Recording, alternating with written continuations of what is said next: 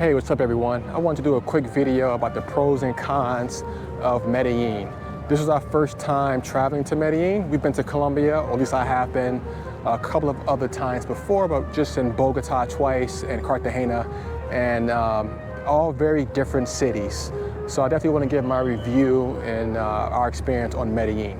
So I have about 5 or 6 pros and only 1 con, so definitely stay in tune to hear the one thing that we did not like about being in Medellin. All right, so the first thing, pro, is the people.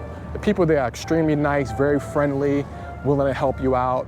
You know, like I said, it was our first time there, so we wanted to make sure we got a chance to see all the sights, and you know, it was kind of a struggle kind of getting around a little bit, trying to find things here and there.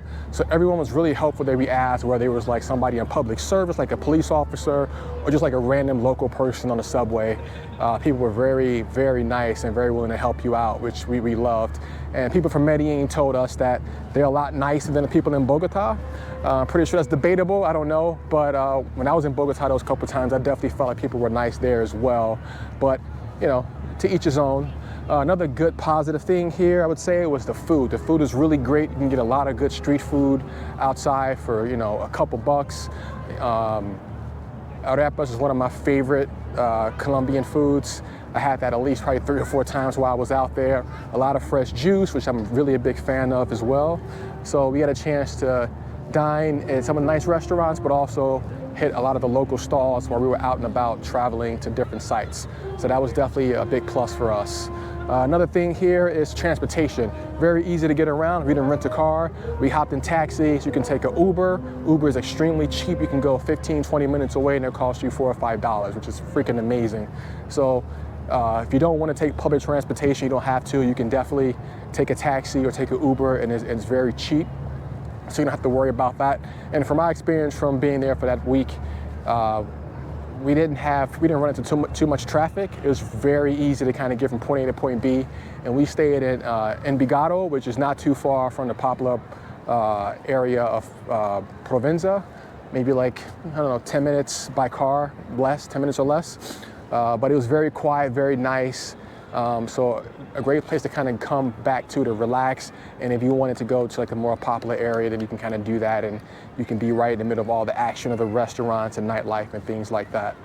Let's see, next up on my list here is the weather. The city of eternal spring, and indeed it is. It's very, very good weather there. I mean, it rains, you know, for a little bit, you know, throughout the day or throughout the night, but overall the weather is amazing. It's probably like an 80 degrees the whole time we were there, mid-80s, sunny, very nice, very pleasant, and I definitely enjoyed that, and it made it a very enjoyable experience for us. So that was definitely a plus. And let's see, the last pro I have here is the location. So the location is very convenient to go to other places and excursions outside of Medellin. So if you watch one of our videos, we did, or actually 2, we did one in Guatapé, which is maybe about an hour and a half or so away by car. And we booked the trip through Viator to go to the city of Guatapé and climb the mountain, which was fantastic. Beautiful small town, good food, great people. And then we also went to a nearby city where we did hang glide or paragliding as well, which was really cool, really nice. People in that neighborhood in the local area is also very friendly as well. And it's kind of good to kind of escape the city and kind of get away and see the beautiful countryside. Another place as well we went to on the last day or day before we left was Rio Negro, which is not too far from the airport. It's about an hour away from, or less from, Medellin. And we went horseback riding. Very beautiful town, very beautiful scenery. And from what I heard from our guide, that there's a lot of Colombian celebrities who have houses there, like J Balvin and Maluma, you know, a lot of the big names. So that's definitely pretty cool to see, like a lot of the big estates that are out there and big fincas, a lot of farmland. A lot of people had horses, and it kind of made me think, like, you know what? I want to buy a horse. I want to move out here. I want to get a second home in Rio Negro. So I started kind of looking online to kind of see what the prices are. And it's a little expensive because it's definitely been a place where people have been kind of moving away to get out the city.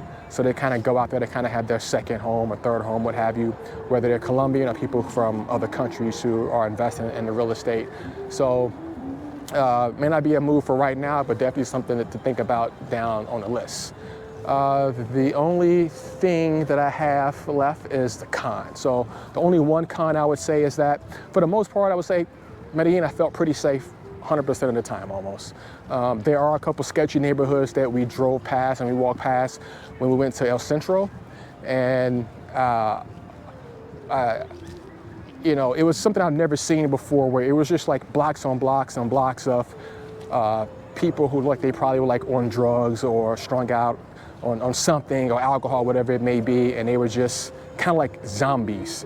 You know, like it was kind of disheartening to see that, because you have this really beautiful city and really nice people, then you have like this pocket area that's just filled with like, you know, crackheads or whatever you want to call it, just like roaming around the place all over.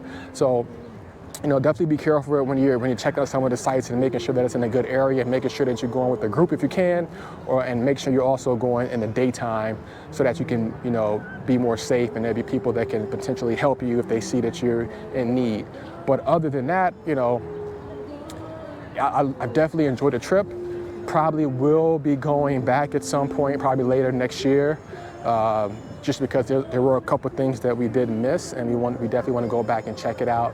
But overall, the trip was amazing. I love it, fell in love with the city, the people, everything. You know, if you guys don't know, Colombia is definitely one of my favorite, or is my favorite city in Latin America, and I've been to quite a few countries. I still have a few more that I want to hit that's on my list, but it's definitely won my heart over since the first time I landed in Bogota in 2019.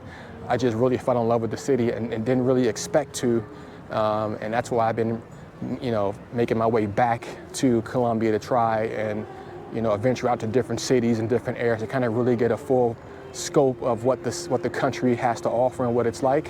So definitely we'll have more content on Colombia and other places in South America coming real soon.